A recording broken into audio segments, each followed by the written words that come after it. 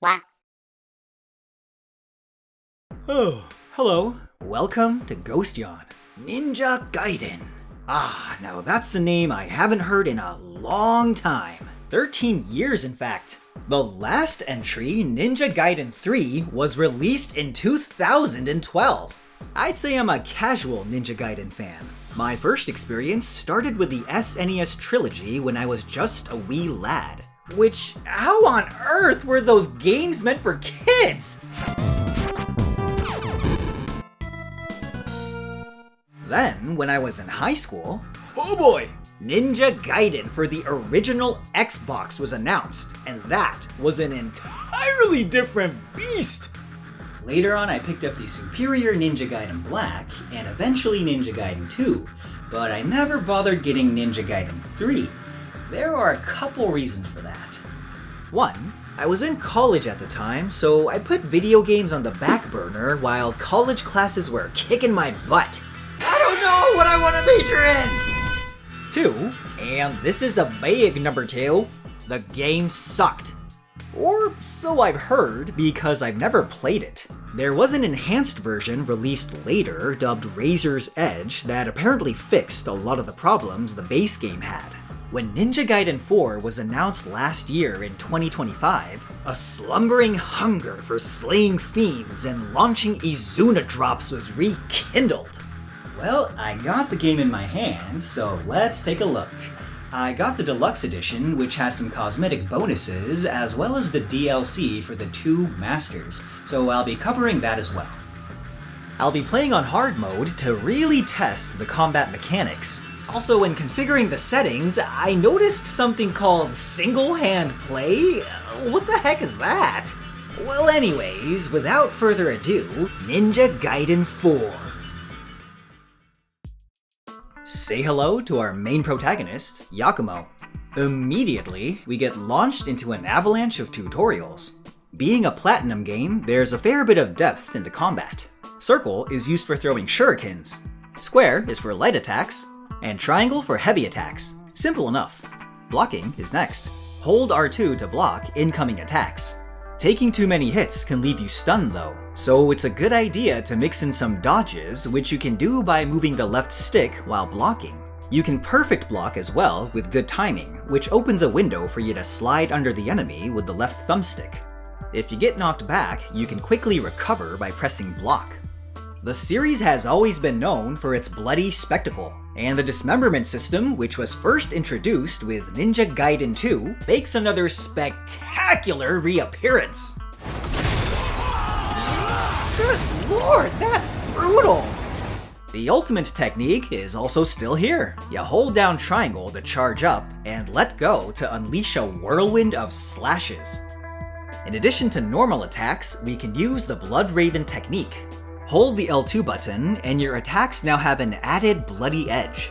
It runs off a meter though, so you'll have to manage how you use this technique. To refill the meter, you can attack enemies, perform executions, or just stand around. The main draw of the Blood Raven technique is breaking the guard of tougher enemies. Some of them have impenetrable defense, so you need to use Blood Raven attacks. Other times, there are enemies that use unblockable moves. You can stop them from unleashing it using the Blood Raven mode. Alright, that's enough tutorials. Yakumo isn't alone. He appears to have an assortment of associates guiding him along the way. Alright, Yakumo. You know what we're here for.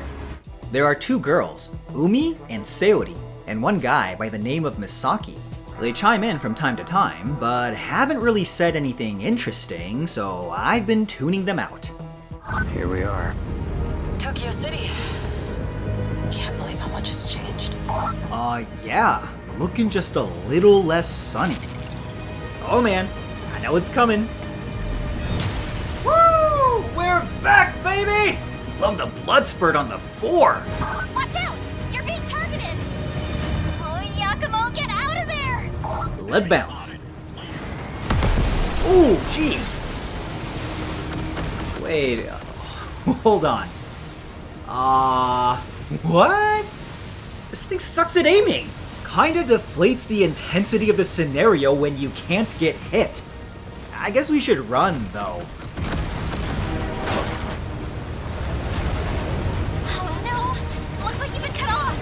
what, I'm not too worried. These things have worse aim than a stormtrooper.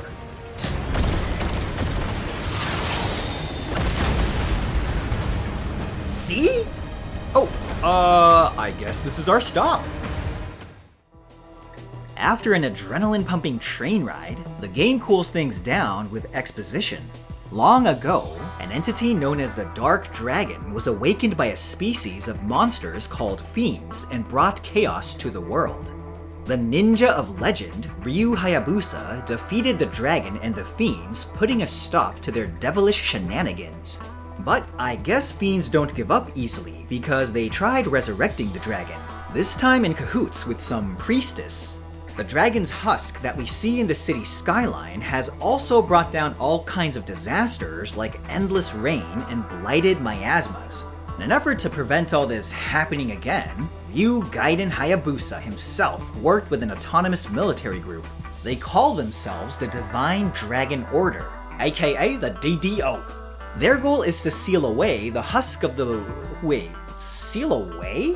How the heck are you gonna seal away all this? Doesn't seem like y'all did a good job either. You missed like 99% of it. Also, the city is melting from its underground. Is it really worth saving at that point? I'm thinking a Tokyo 2.0 is a more viable option. Oh, it's him! Ryu Hayabusa! God, the suit has never looked better. As if there wasn't enough backstory already, we flash backwards a few days earlier. We are in a cave now and learn more ninja stuff like wall jumping and wall running. My favorite technique though has always been the flying bird flip. I mean, that's gonna make you feel sick to your stomach. Our emo ninja is here to infiltrate the Divine Dragon Order to apparently clear his clan's name. Wait, does that mean we're the bad guys? That's our duty foretold in the Raven Clan prophecy. Kill the Dark Dragon's priestess and restore peace to the world once more. It sounds like we're actually the good guys. Okay, so we get more exposition through Yakumo's teammates. The Hayabusa clan, Ryu Hayabusa's team, has always thrived while Yakumo's clan, the Ravens, have always had to work from the shadows. The Ravens want to kill that Dark Dragon priestess to restore order to the world based on some old prophecy. And I guess she's here in this remote base guarded by the DDO. Story time over.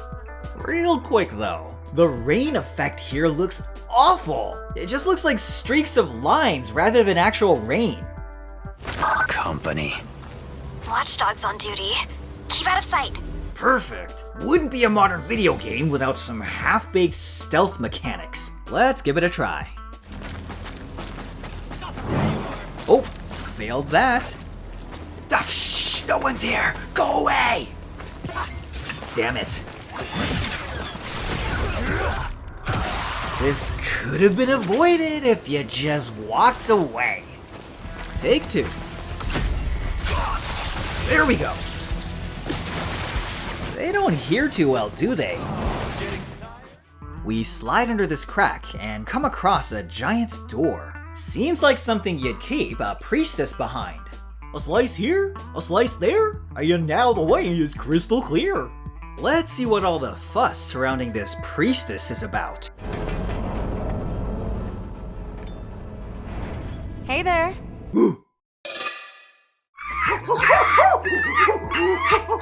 God damn! Whoever is designing characters at Team Ninja is an absolute man of culture. Hot damn! Okay. Oh, I'll calm down. This is Saori, the Dark Dragon Priestess we've been on the hunt for. She knows about that Raven Clan prophecy that talks about killing the priestess. But she tells us that we shouldn't kill her just yet because then we can't truly stop the Dark Dragon. According to her, the only way to kill the Dark Dragon for good is to revive it first, then purify it. And the only way to do that is to break seals that trap the dragon. Saori is presumably the only one that can break those seals, as she originally sealed the Dark Dragon. So Yakumo decides to let her live for now.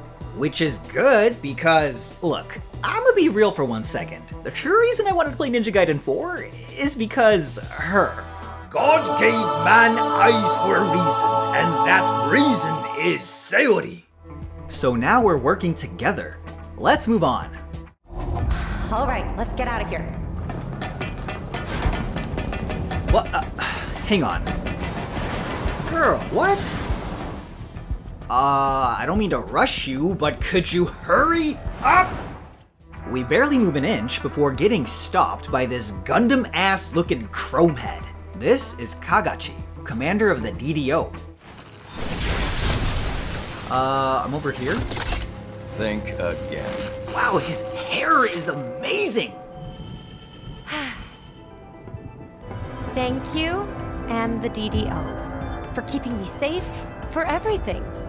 But there's just something I need to go take care of. So, no hard feelings. She was packing a flash this whole time? Waifu of the year! The two take this opportunity to skedaddle out of here. And now we're all caught up. If you remember, Yakumo took a little detour off the express train. We join him mid-fall as he lands straight onto the rainy rooftops of blood-soaked Tokyo. Sayori radios in to tell him that the first seal is deep within the city. We have to destroy a series of pylons to lower the defenses surrounding the seal. A lot of the area is pretty empty, but make sure you check every nook and cranny to find chests. They often contain consumable items like attack boosters and healing elixirs. We ninja our way through the city, searching for the first of the pylons. Come over here What real quick. the heck? Okay. So this is a Darknest terminal. You can do a handful of things here. First thing is, oh my god, what is this music?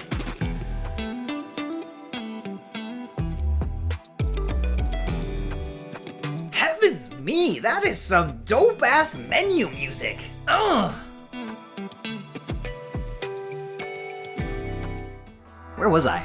Right, you can buy items using ninja coins you earn from fights. They're typically the same stuff you find in chests like healing items and buffs.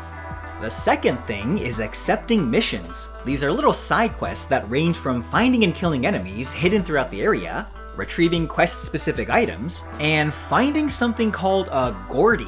I'll get to that later. You get rewarded for completing and submitting them, typically in the form of coins or items, but sometimes more. Using a terminal also completely heals you, so it's a good idea to use them when you can. You can also talk with Umi if you want, but forget that. Before parting ways, Umi gives us a complimentary life elixir and teaches us how to heal. You hold L1 to open a wheel of items from which you can then select one and use. Okay, back to pylon hunting.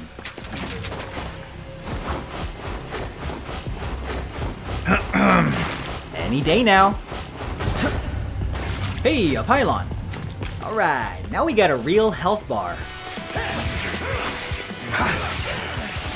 Damn, I'm getting my ass kicked! Hard mode is actually quite a challenge. You can die in just a handful of hits. So you really gotta get good at dodging, blocking, and parrying.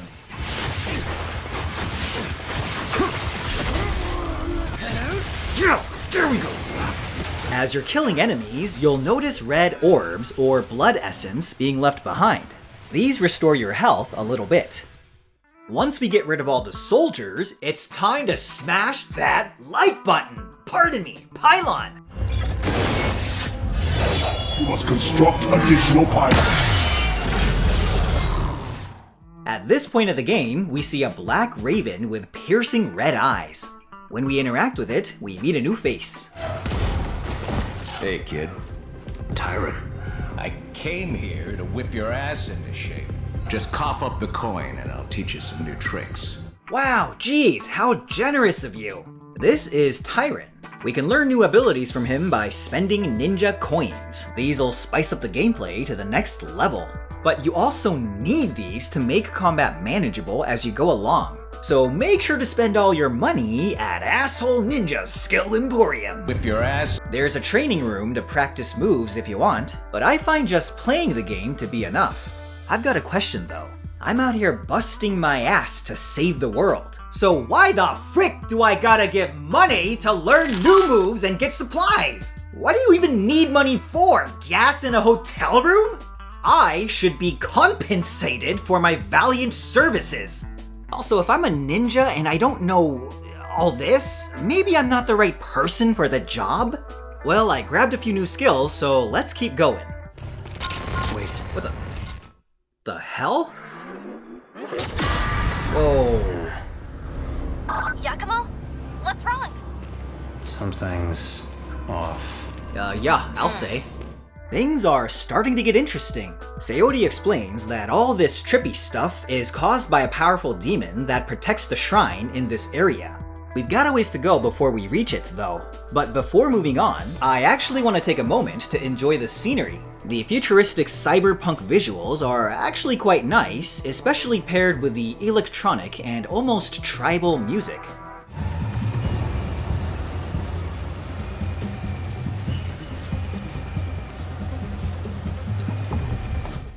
Let's also take a moment to gaze at some of the extra deluxe costumes. Yakumo gets 2 new outfits. There's an alternate Raven Clan design. And this one that takes after the DDO armor. Alright, gotta get to the shrine. Hey, Yakumo! What now? Yakumo, this way! I don't want to talk to you! Freaking making me stop everything and talk to this Got a girl? present for ya. Oh, present? Umi will give us new gadgets from time to time as we progress the game. The caddis wire is our first new tool. It just allows you to swing across areas or onto surfaces using R1. You can only use it where the game tells you to, though. It's a fairly mindless activity, but I guess it does look stylish. This is actually a great time to talk about exploration. For the most part, Ninja Gaiden 4 is very linear, almost mind-numbingly so. It's plagued by the modern trend of painting everything yellow to guide the player. However, there's still a decent amount of discovery you can do by chasing your curiosity. As mentioned earlier, you can find mission-based fights hidden throughout the area. They're not super hard, but they're a good way to earn extra money so ᵇᵘᵍᵃ can rip you off. Acid. Purgatory gates are also hidden in each chapter. They're combat challenges with a gimmick. You can choose to lower your max health in exchange for greater rewards. The bigger the sacrifice, the bigger the payout. The fights themselves can be fairly challenging, but they're not vastly different from normal encounters. Ooh, okay, finally let's talk about Gordies. There are these weird-looking creatures that you can find sporadically. Interacting with one will bring up a button sequence. You need to do it correctly to catch the Gordie. You can't do anything with them, but it's a nice surprise when you find one in the wild. I mean, they're so cute! Look at those chompers! Last thing I want to talk about are accessories. You can find accessories in chests or get them as rewards for completing missions. They provide extra buffs like bonus defense when equipped, which is really useful in hard mode. To sum things up, I actually like the exploration in Ninja Gaiden 4. As I mentioned earlier, the levels themselves do feel really linear, but the game rewards you for looking around, so it feels worth it to go off the main path. Now, unfortunately, I've also got some complaints. The game is fun, but my god, the checkpoint system is infuriating! You saw me grab the Gordie earlier, but let's say moments later you die in a fight. Guess what? You need to backtrack all the way from the checkpoint and redo it. This goes the same for buying items, completing missions, and even purchasing new skills. Whose bright idea was that? Were they scared people were gonna cheat or something? Why can't the game just save these actions so I don't have to repeat them every single time I die? And it's a Ninja Gaiden game, so you will die. This wouldn't be nearly as annoying if I could just manually save my game, but there's no way to do that during the level. You're stuck at the mercy of the checkpoint system. Another thing that bothers me, why does it take so long to do things? Submit a mission? The game has to flash a success screen. Buying skills? Same thing. And then it asks me if I want to practice. No, I don't! You already gave me an option for a training room. I'll go there if I feel like it. Seriously, every ability I buy, skill unlocked. Yeah, no shit. You made me hold X to unlock it. It's a minor gripe, but honestly breaks the flow of the game since you have to buy abilities to play the game well. But you also have to spend so much time just waiting around for the screen to piss off. Man, I swear I'm about to go berserk! Speaking of which, good time to mention Berserk mode. You can enter it by clicking L3 and R3. While in this state, you can perform a bloodbath kill. I guess it's a special finisher you can unleash by using specific moves. I couldn't figure it out though, and wasn't able to get it to trigger. But boy does it feel good to let off some aggression. We finally reach the second pylon, but of course, it's not that easy. We face off against our first formidable enemy. You've done well to make it this far. And let me tell you, he kicked my ass! You can't just mash the attack button because the stronger enemies can use an unblockable attack at a moment's notice. You'll be leaving yourself open to one of these attacks, which spells certain death.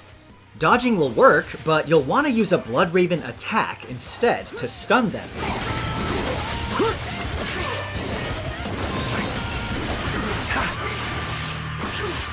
Once you smack down its health bar, the boss goes into a second phase where it expands its moveset with even more deadly attacks.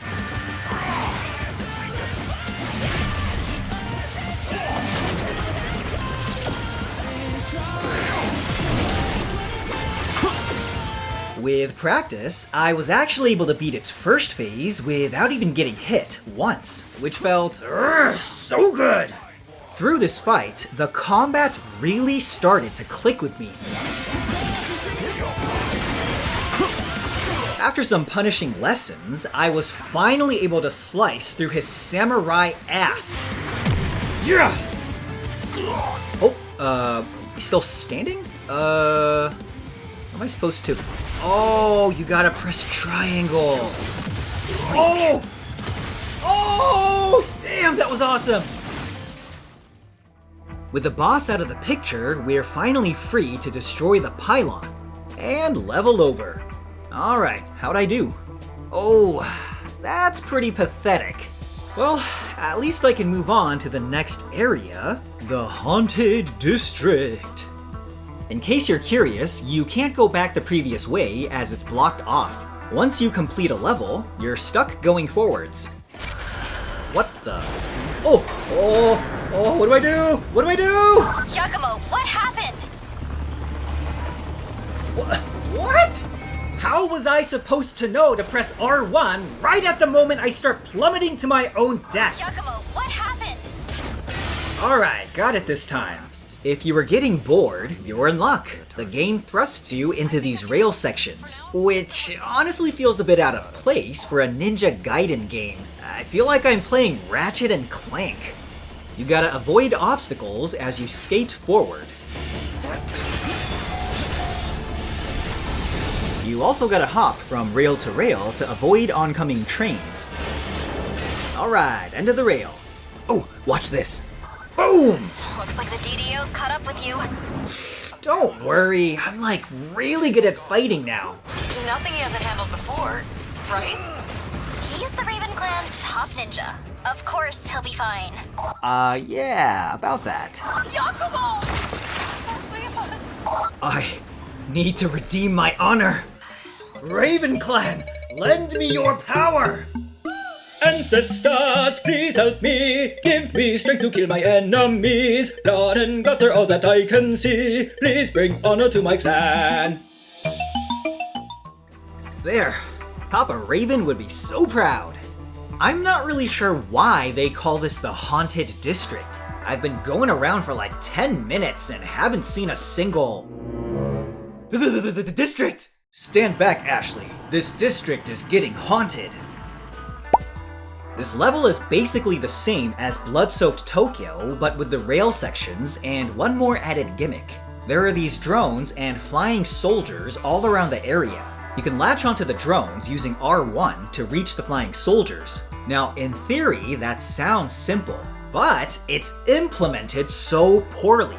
You absolutely need the drones to reach the airborne soldiers. If you try attacking them on the ground, most of the times you'll miss. Another huge problem is not being able to reach those flying pieces of crap because there are no drones close enough and in range. Look! Look at this! Look! Look! Why is it so complicated to just hit an airborne enemy? It should be easier to prioritize specific enemies, especially in a group setting. Some frustrating design in an otherwise solid game. Besides those flying enemies, there are some cool moments in this section. The rain just pouring down the side of a building is a vibe, even if it looks maybe a little too wet. The rail sections near the end of the level are actually pretty great. Seeing the rails glow red hot and twist all over the city looks awesome. Although I absolutely do not understand the physics of skating on it 90 degrees upwards. Remember to continue completing missions and looking around areas thoroughly. You can pick up items called Phantasmal Herb and Black Scale. Having one of each in your possession will increase your max health. At the end of the level is a fight against a giant troll-like boss and more of those flying bastards. The troll is slow and nowhere near as difficult as the previous boss. It's basically a gigantic punching bag. Once we dice it into deli meat, we're greeted with another wave of soldiers. This is where we learn about the Bloodbath Slaughter. Click L3 and R3 to enter Bloodbath mode. Then, click it again and you'll unleash a crazy finisher that kills anybody in range. Finally, we can destroy the last pylon. I'm getting better. This next level is the final part of Tokyo. Up ahead is the Dark Dragon Shrine. A little ninjaing around and we make it to the entrance. Seems a little quiet. Hello?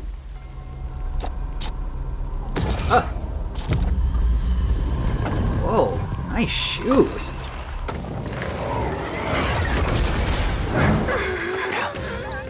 This is the shrine demon that Saori was talking about. It's not that hard. The demon doesn't attack nearly as aggressively as that first samurai boss. Its moves are a lot easier to read as she's fairly slow.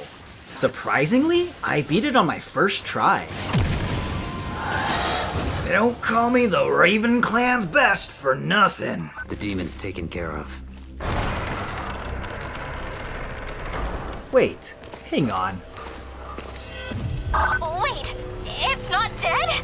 Damn it, that's twice my honor has been tarnished. Here we go again. Ancestors have got an itch to kill this demon fox umbrella bitch. Blocked off. The demon shuts the way forward, and we gotta navigate around the area to get to it.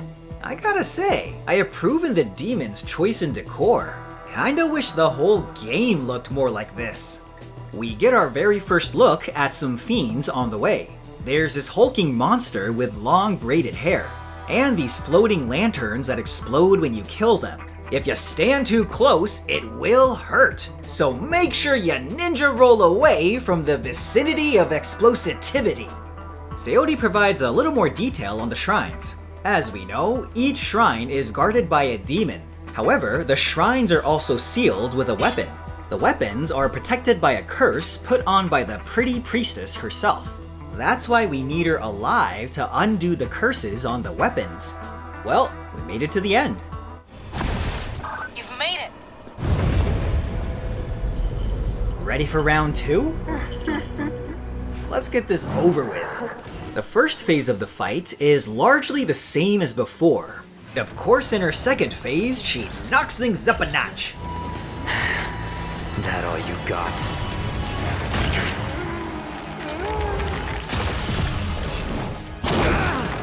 The demon is really easy to parry though, so the fight is honestly not that challenging. Yeah! You're dead. Sayonara! Oh, right through the floor! Well, we took care of that demon. And what do you know? The shrine. There's the weapon. Nicely done, Yakumo. Oh, Seori! Did the warden give you any trouble? Oof. That bad, huh? She walks up to the cursed weapon and does her thing.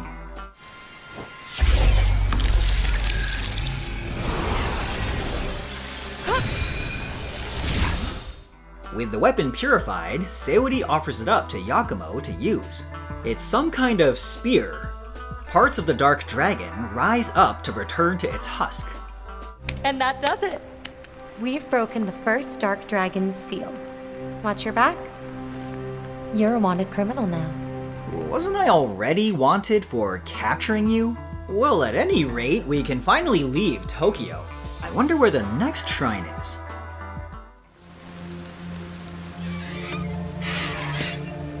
Ooh, what are those? Duck demons? There's our boy Yakumo. Oh, he's whipping out the spear.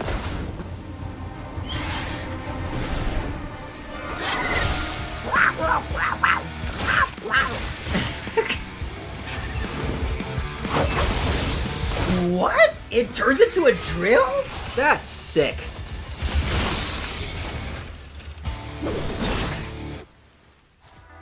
Our search for the shrines continues in the area of Fuuhaku Sanctum.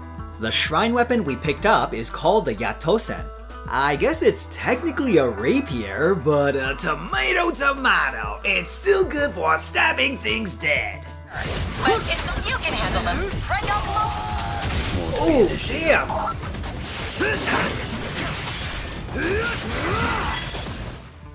Progressing through the level is really no different than Tokyo. Use your ninja gadgets to get around the area and engage with enemies whenever you run into them. That's really the cadence of every level in Ninja Gaiden 4. It's a far cry from the level design of the original Ninja Gaiden reboot. Everything was so beautifully linked together in that game. The layouts of each area felt distinct, giving each place a sense of structure. But here, all you really have to do is go forward. Once in a while, you will find some variations to the formula, like this Squirty. If you approach it directly, it'll disappear. So instead of playing a game of Simon Says, you'll have to get sneaky. Alright. As we ascend this mountainous path, we see a green cyclone in the distance. That's our destination. Umi calls us over again to present us with another gadget. This time, we get the Dragonfly Glider. You press R1 next to a current and you ride the wind. It's as automated as using the other gadgets, but it at least looks cool. We eventually cross a bridge that leads to a dead end and a welcome wagon of demons. After we get rid of them all, we notice a giant statue. Yakumo brutes his way through it to reveal a hidden path. We start crossing the bridge and...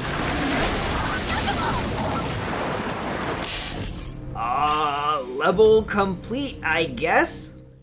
We drop into the Raging Valley where we have to make our way back up.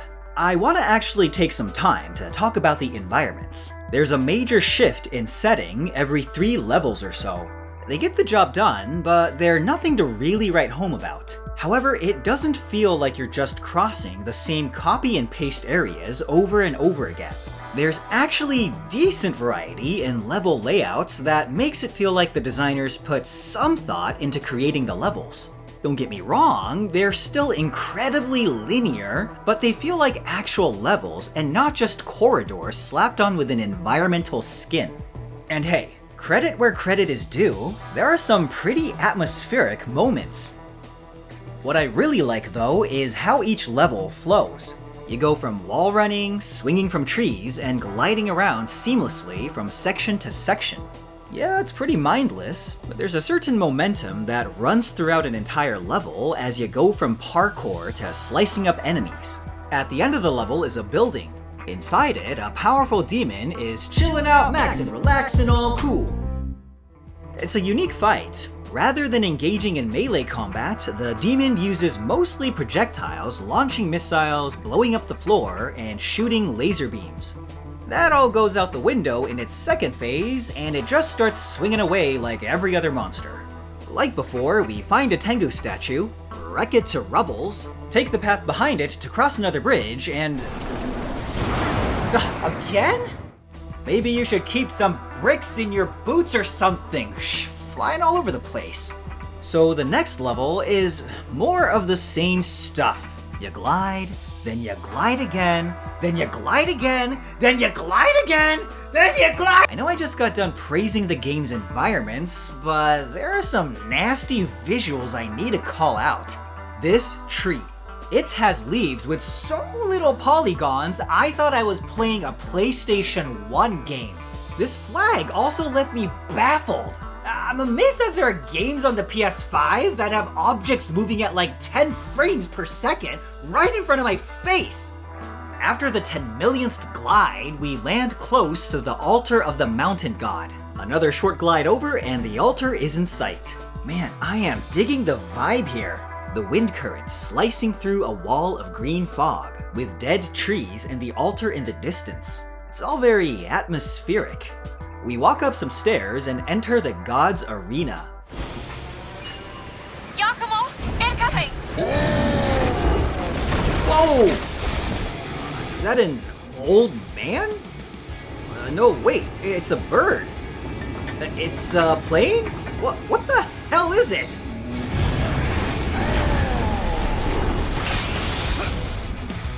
Oh, that was sick! What? Now it's a wolf? Well, whatever it is, it'll soon be dead. The fight against this Shrine Guardian is pretty manageable. Nothing too unexpected, but it does use a really annoying tornado move that knocks you back, interrupting your flow. What the hell? When we knock the god into its second phase, it starts flying all over the place, making it an even greater nuisance to fight. It's quicker, more aggressive, and uses a super fast unblockable dash that you'll want to either dodge or break through. When it starts flying around the arena, it means it's about to charge. Ride the air currents to fly up and easily dodge its attack. Aside from the tornado move, I actually quite enjoyed this fight. It's very fast-paced and feels different than the DDO commander boss. And being able to use the glider to your advantage was also a nice addition. Alright Kujo, it's time to say goodnight. Good boy. There's the shrine. Yakumo makes his way over to it, and Masaki and Saori show up behind. How did they make it over here? Did they fly over here too? Well, anyways, like last time, Saori breaks the seal, and now we get weapon number 2. It looks like a double-sided mace. The game cuts to back outside the shrine. We're about to leave when...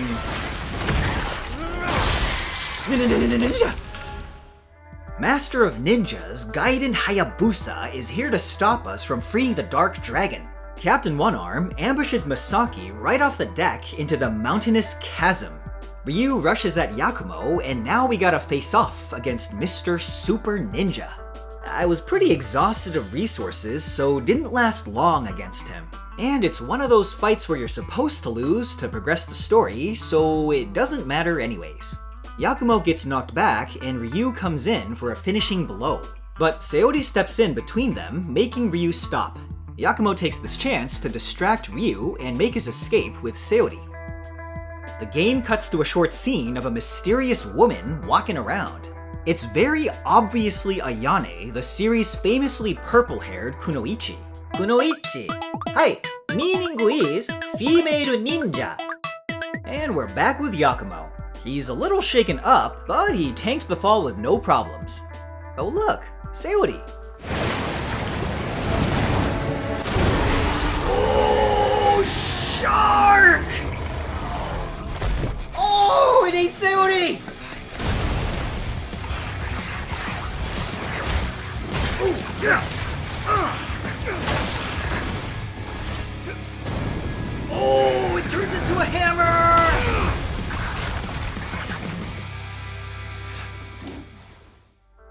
Our new toy is called the Mega Tushi. Excuse me, the Mega Tsuhi. Where exactly are we? How the hell did we go from the top of the secluded mountains to the bottom of the city sewers? The geography ain't geographing. We need to track down the shark that ate Sayori, which is easy because it left a trail. Let's give the Mega Tushy a swing. Ah, get off me. Oh my gosh, get the F off me! Oh, for crying out, forget this, I'm out. Whew, that's a big ass bite. We follow the trail to a disco club in the sewers? Oh, I have gotta check this out. Oh, bouncers. Look, man, I'm wearing the right dress code. Just let me in. Is today not all black? Thank you for the execution. Exception. Time to dance. My ears are about to bleed! Stop! Hammer time! The Magasuhi is great for dealing with groups of enemies because it hits everything around it. Especially for lesser enemies like these zombies, you can just stun them in place and rack up the combos. After showing up everyone on the dance floor, a weird shark portal thing pops up and continuously spawns enemies. You've got to destroy it to stop them from coming. Whew, that was some crazy dancing.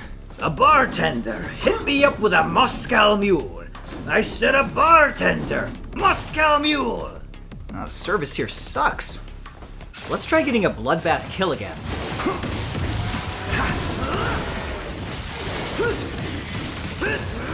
Yes! Finally pulled it off! Alright, I get it now. You have to land your final hit with a specific move while in Berserk state. Some moves have multiple parts, so you need to complete the full combo. The draw of the bloodbath kill is being able to instantly slice through tougher enemies, making it easier to manage the crowd. Potentially, you can execute several insta-kills on one Berserk meter. When we get to this gate, Umi has one more gadget for us. She gifts us the Pond Strider. It lets us surf above water, rounding out all the ways we can travel and interact with the environment. We make our way through the rest of the club and find a strange crack. Yakumo smashes it open and walks through it into the next level, the Realm of Silent Dead. It's a cave-like area with some decent ambiance. Details like huge barnacles stuck on sunken architecture, animal bones and shriveled plants in the sand, and hands reaching out from a sea of spirits add bits of character to the place that make it feel like an actual environment. Also, these bubble things are kinda cute. They remind me of the Kodama from Princess Mononoke. The glider is the main form of traversal here. You gotta surf from area to area. That chunky spectral snacker will pop in from time to time, too. We chase it all the way to this portal, and on the other side of it is... we're back at the club? We hop through more portals, chasing the shark, and eventually end up at the bottom of a pit where a giant axolotl-like monster appears. It's not too challenging per se. The worst thing about this fight is the camera. The creature is so big, and it pushes you right up against the wall, that the camera keeps swinging back and forth, disorienting the screen. Then to make things worse, it spawns a bunch of zombies that you gotta deal with too. They shoot acid all over the place, interrupting your flow. So because of the acid, you start killing the zombies. But while you're killing the zombies, the boss will smack you from off the screen. So you try attacking the boss, but the stupid auto-target locks onto a zombie instead.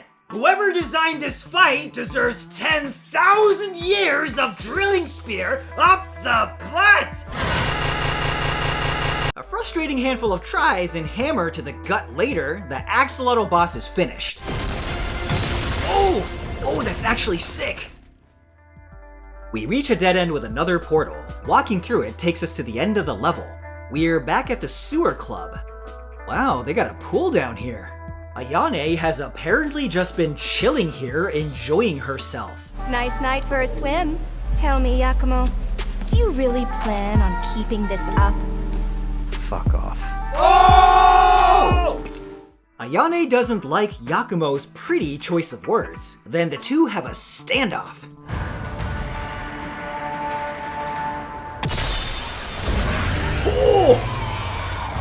Oh, dodge! Noise maneuver.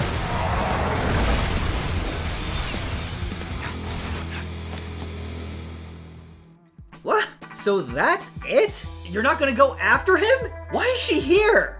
This chapter is one long chase with a huge focus on avoiding obstacles. You go from surfing to fighting hordes of demons, going through portals, avoiding electrical pipes, and even end up in other areas like back in Tokyo. We eventually make it to a drop, going through portal after portal until finally we corner this sewer shark.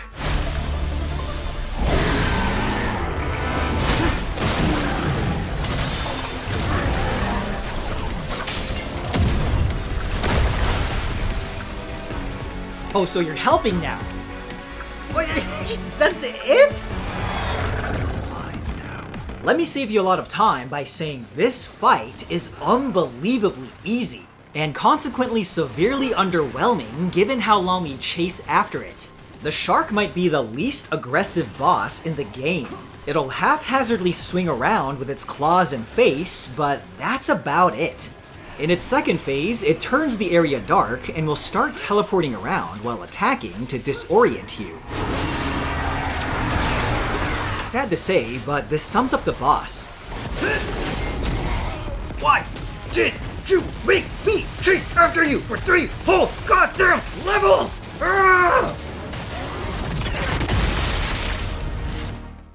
The shark dissolves away, leaving behind an unconscious Saori. Yakumo picks her up and walks towards the shrine.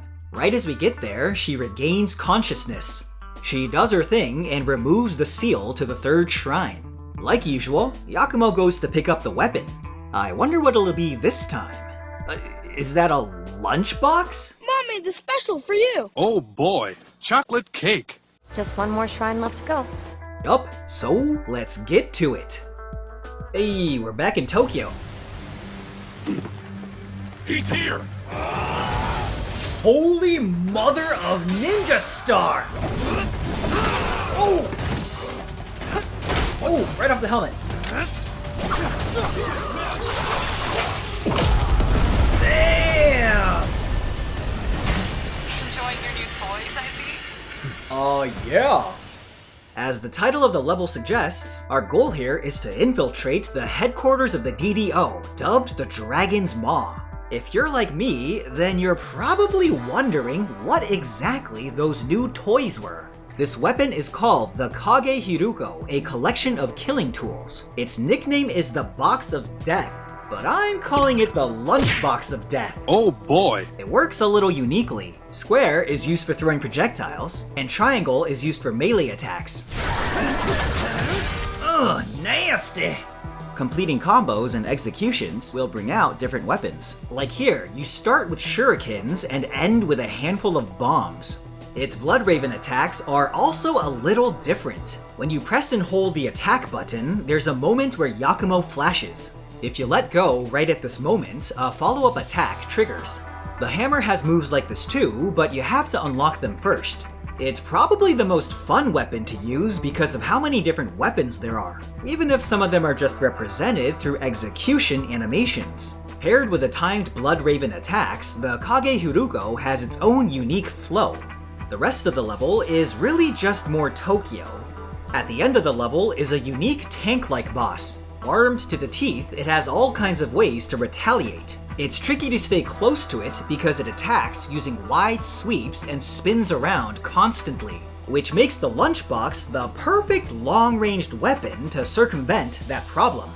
The second phase is actually pretty wild, as it starts spamming all of its attacks. Once we turn this overgrown lawnmower into scrap metal, we finally enter the Dragon's Maw. The level is really just a playground for us to use our full set of weapons. And having now played around with using all 4 at once, I can say it feels incredibly fluid switching between them during battles. The gimmick of this level is lasers, which, come on, I'm a ninja! Lasers? Really? Right? So silly.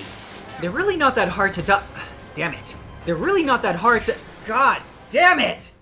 At the top of the stairs, there's a figure waiting at the end of this hall. You might have guessed, but it's Captain Hairspray himself, here to stop our plans to awaken the Dark Dragon. Do you even realize what you're trying to accomplish? Kagachi is pretty similar to the DDO commander we fought in the first level, but he's swifter, so he's trickier to read. In his second phase, he uses attacks with crazy range. You can use the environment to hook yourself onto the wall and get away. For being the head of the DDO though, he's kind of a pushover. Get a new hairstyle, you discount Yakuza!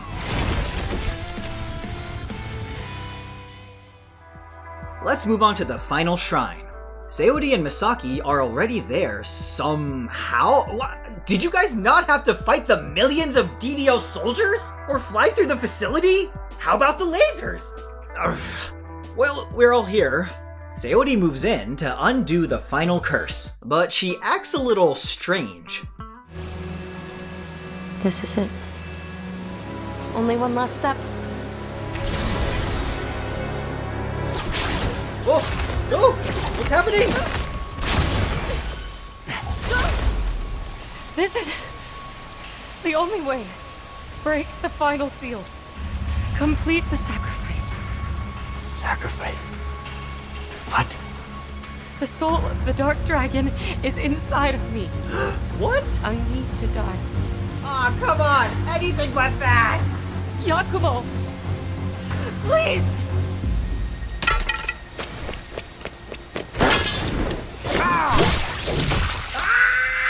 Saori, no! Why, game? Why? What the hell did this blonde nerd turn evil? What the hell?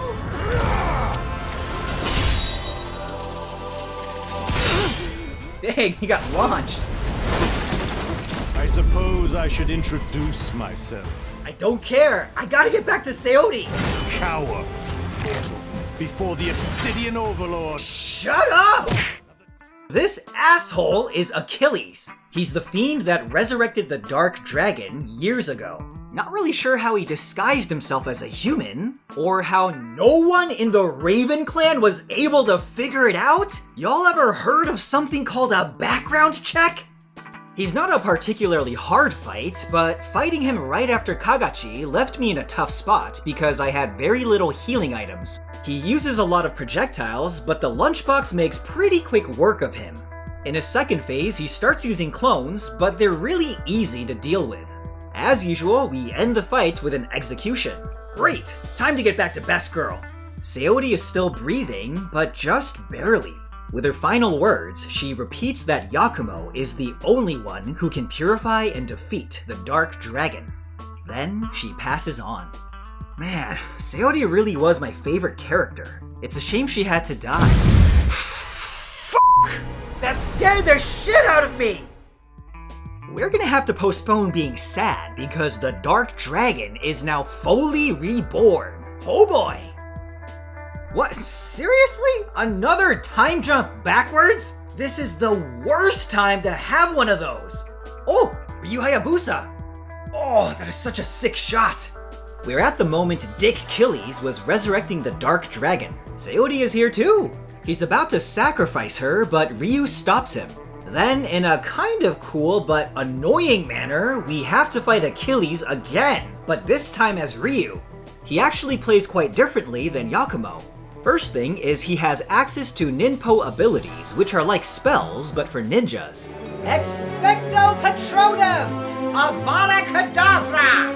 Did you put your name in the Goblet of Fire? The second thing is Gleam Form. It's basically Ryu's version of Blood Raven attacks, but they're simplified to just a handful of moves. The trade-off is that they hit incredibly hard. And there's one more advantage, but I'll touch on that in a bit.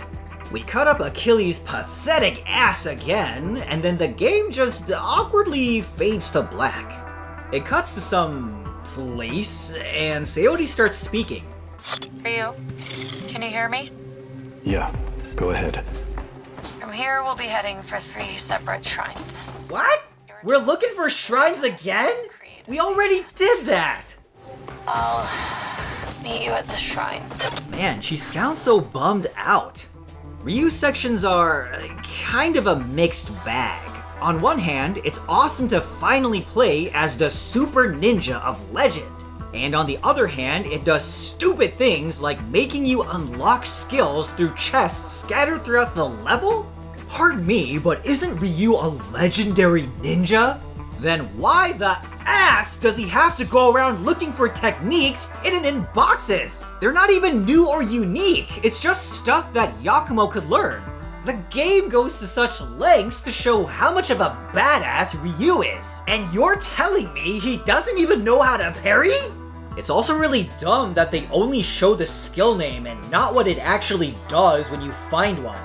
At least the bloodbath kills are OP. They trigger automatically when attacking in Gleam mode, making it extraordinarily easy to clear mobs of enemies. Now this is more like it. There's also a fun nod to past games. Rather than talking to Umi, Ryu can shop for supplies at Muramasa statues. And good God, the menu music still slaps!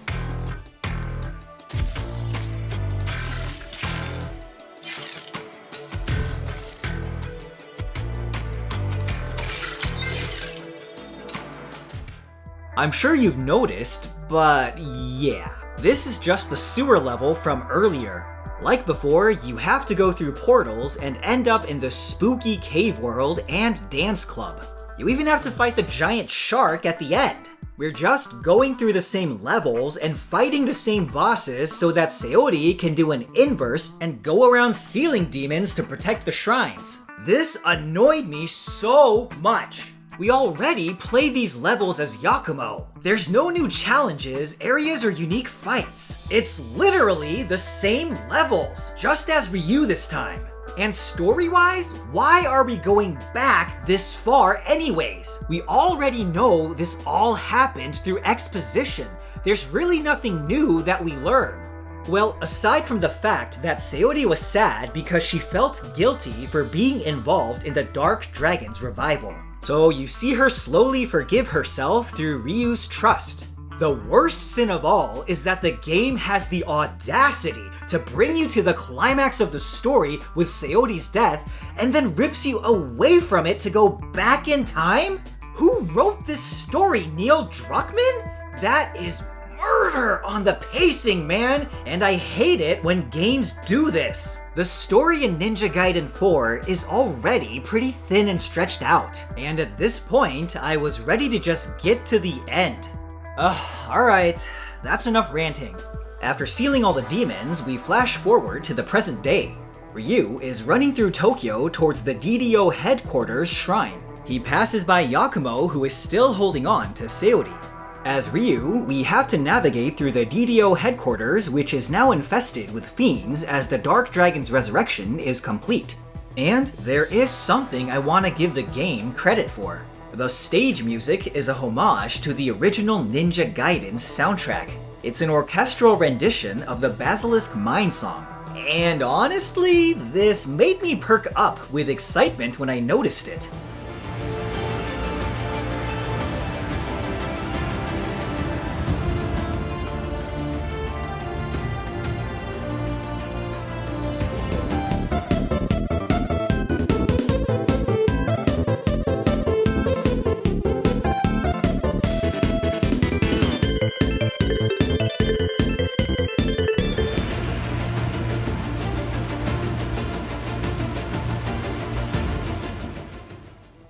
At the end is a boss who really isn't anything special. Once we deal with it, we reach some kind of massive door. And we get another flashback. But it's actually kind of important. Saori and Ryu apparently had a conversation regarding Yakumo's fate. She presents something called the Jewel of the Dark Dragon to Ryu, and tells him to give it to Yakumo only if he thinks he's worthy. Saori then talks about wanting to take responsibility for having unleashed the Dark Dragon, and that she wants to free Yakumo and his clan from their curse. The game cuts back to Yakumo. He finally regains his senses and is now locked into the mission. We gotta go through the base again and catch up to Ryu. It's kinda cool because we see the bloodbath left behind as Ryu. When we reach the giant door, our path is blocked off by Mr. Super Ninja. Wait a minute, does his suit have ass armor? Keeping his promise to Saori, he goads Yakumo into fighting him to test his strength. I've been dying for a rematch. Ryu is hard, but he's not that different than other fights. The one unique thing you do need to look out for is that he can absorb essence and quickly launch an ultimate too. It's a little surreal getting hit with attacks that I've been using the whole game. Is this what it feels like to be an enemy? No. In his second phase, he starts busting out Ninpo magic. But in the end, we prove that we are indeed worthy. Satisfied, Ryu hands us the jewel. Then Yakumo combines it with something, and then an object begins to form. It turns into the Dark Dragon Blade, which, in the hands of a Raven Clan ninja, is the only thing capable of purifying the Dark Dragon. With Ryu's blessing, we're finally off through those double doors. It's a journey up towards the top of the base, and we get to play with our fancy new blade too. It's exactly like using Ryu's Gleam mode. If we didn't get to play as him first, this would feel a lot cooler. But since we've already seen it, it takes away from how special it is. Alright, we've got to be almost there. Oh my god, it just keeps going. Oh my god!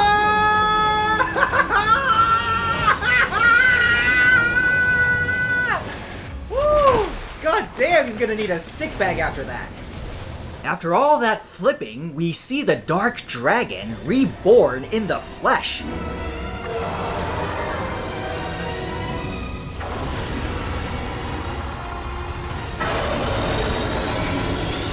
So, as cool as this looks, I'm not gonna mince words. This fight sucks! You can really only attack its head, and it keeps moving around. So you spend half the time waiting around for it to get the frick close enough.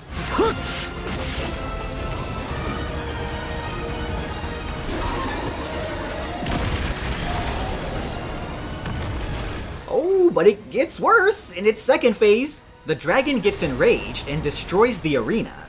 We ride an air current to the top of the skyscraper and continue fighting there. When you damage it a lot, the dragon will fall back, and then you gotta chase after it. So you platform your way to it, dodging blasts of lightning, only for it to run away again? And it can knock you off the building too? Stay still! The timing of its unblockable attacks is really weird too.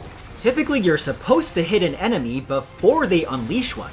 But with the dragon, you can't freaking reach it, so you either have to wait for it to start attacking you, or just miss because Yakumo can't swing upwards! I was probably doing something wrong, but it doesn't matter. I slay its ass. And then Yakumo rides it into the air and gives it a major eyesore.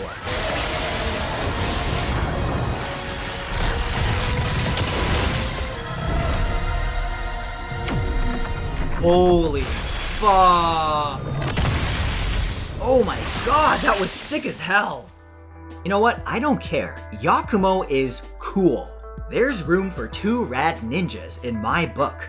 This is one resilient, slimy shadow snake because despite getting its kappa detated, it's still trying to fight. It starts drawing in more darkness, I guess, and creates a humanoid doppelganger in Yakumo's image. It's a cool encounter simply for the fact that we get to fight against ourselves and experience tasting our own attacks.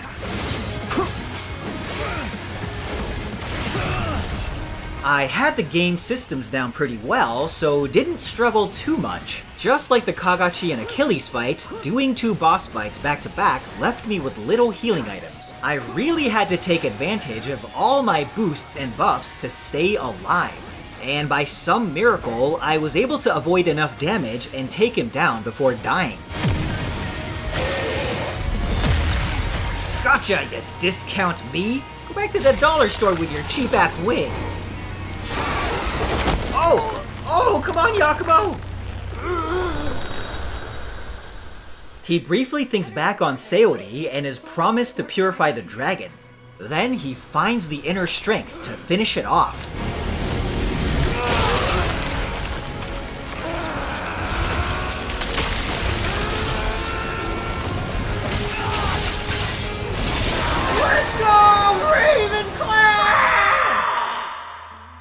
just like that, the curse of darkness that befell the city has been lifted and peace restored. And that's kind of it. There's no special fanfare or cutscene. Yakumo's just raring to go onto the next mission. He drops down onto a group of DDO soldiers and, oh, credits. That's kinda cool. But honestly, by this point, I was just ready to put the controller down. Yakumo parkours his final ninja wall run and Ninja Gaiden 4.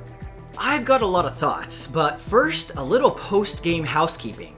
After beating the game, we unlock a butt ton of stuff. Master Ninja difficulty is available for those of you itching for an even greater challenge. Combat trials are various encounters with special conditions that allow you to test your skills. Death Wish is a setting that resets some of your stats to base level for even more challenge. You can also now play as Ryu in any level. Lastly, we can revisit levels via chapter select and even purgatory gates we've completed. Now, that's a whole lot of content, but I'm more interested in the DLC for the two masters. Once you've beaten the main story, it'll appear as an option in the main menu. Just make sure to claim it in the PlayStation Store if you're playing on PS5, so it actually shows up in the game. The Two Masters is an additional story that takes place literally seconds right after the main game. A greater fiend by the name of ᵇᵃ waltzes right into Tokyo and starts summoning monsters. She splits herself into two and flies towards the heart of the city. It's up to Yakumo and Ryu to put a stop to them. That's all there is to the story, but it's a nice extra 3 hours or so with some decent content. Our ninjas get one additional weapon each. Yakumo dons a scythe thingy, and Ryu rocks some spiky boxing gloves with grappling hooks. I liked using the scythe more because it's pretty similar to using Yakumo's other weapons and felt really good to use. It uses timed Bloodraven attacks, so there's a rhythm and flow to combat. The grappling hooks are more unique, but honestly feel really awkward to use. You can grapple towards enemies or draw them in towards you, but I'd rather just jump because 1, the reach is kinda short, and 2, when there are a lot of enemies, you can't really focus on grappling. We visit a handful of new locales like the mountains in the daytime, and this weird netherworld that you get pulled into from time to time. There are also extra enemies like Spider Clan ninjas, who can hardly be called a threat, and this strange flying abomination. And of course, we fight the two main fiends. Ryu takes the one that fights with a hammer, and Yakumo takes on the other one that uses a circular blade. The DLC ends in a final battle against ᵇᵃ combined into her complete form. It was a bit disappointing because her fight is just the previous battles against her two halves mixed into one. But it's probably the hardest fight in the entire game, and honestly really fun. She's fast, so you really have to be on top of dodges and timing your Bloodraven attacks at the perfect moment. We defeat ᵇᵃ and put an end to her pre-reign of terror, and the story ends with Ryu and Yakumo parting ways and continuing on with their own clans. So, that's everything there is to Ninja Gaiden 4. Overall, it's a fantastic action game with a slick combat system and all kinds of ways to dice up your enemies. The learning curve is steep, especially in the beginning, but feels rewarding to practice and master. When all the pieces come together, it's a rush, chaining together ultimates and landing consecutive bloodbath kills. Set to a high adrenaline soundtrack that gets my blood pumping, Platinum and Team Ninja cooked up something truly spectacular. Now, unfortunately, that's where the compliments end. It pains me to say, but elements like the story, characters, level design, save system, etc. lack the same amount of polish and depth. I'd say the story is about on par with past entries in the series. Evil Force appears, ninja gotta go save the world. The execution, though, was sloppy, drawn out, and concluded abruptly. I could not believe how many time jumps they added to the story. They made it feel more complicated than it was, even though the premise is actually incredibly simple. Making you switch characters right before the final battle just to make you repeat the same levels was also a dumbfounding, mind-numbing experience. It really killed the hype of playing as Ryu for me because I was finding myself wanting to rush through his parts to get back to the main story. Which, come on, there must have been a better way to include him in the narrative. The ending, though, my god! Really couldn't think of anything more than Yakumo looking up at the sunrise with no thoughts? How about, at the very least, honoring Saori after purifying the Dark Dragon? It's what the whole game was about. A chapter ago, he was so devastated by her death, and now he's just ready to move on? I mean, did he just leave her body back at the shrine for someone else to deal with? I'm not saying they gotta hold a memorial or something for her, but it'd be nice if they ended on a more personal note, especially since they spend so much of the story on her and Yakumo anyways. As soon as you kill the dragon though, it's like, thank you so much for playing my game! I suppose it's not like the characters had that much depth anyways. Overall, I found the cast serviceable. Yakumo has so little words and personality that it's really hard to have any opinions on him. Umi is cute and bubbly, Misaki, or Achilles, is nerdy, and Ryu is stoic. They don't really exhibit much more than that. I didn't mention Saori because she's really the only character that I found interesting and fleshed out. Personality-wise, she showed a range of sassy and playful to duty-driven and caring. Her actions were deeply connected to the story and had bearing on its outcome through her faith in Yakumo, so it really was a bummer to see her exit the story. Last thing I want to vent about is the inclusion of some minor characters. What was even the point of a Yane? To create hype for reselling Dead or Alive 6R? Girl shows up to toss like one shuriken, then leaves like job well done. I know even in past games her cameos have always been small, so I guess this is in line with that. What really annoyed me though was Achilles. The hell was that Misaki twist where he was Achilles the whole time? Well, why even in the first place? I thought Ryu killed him in the past.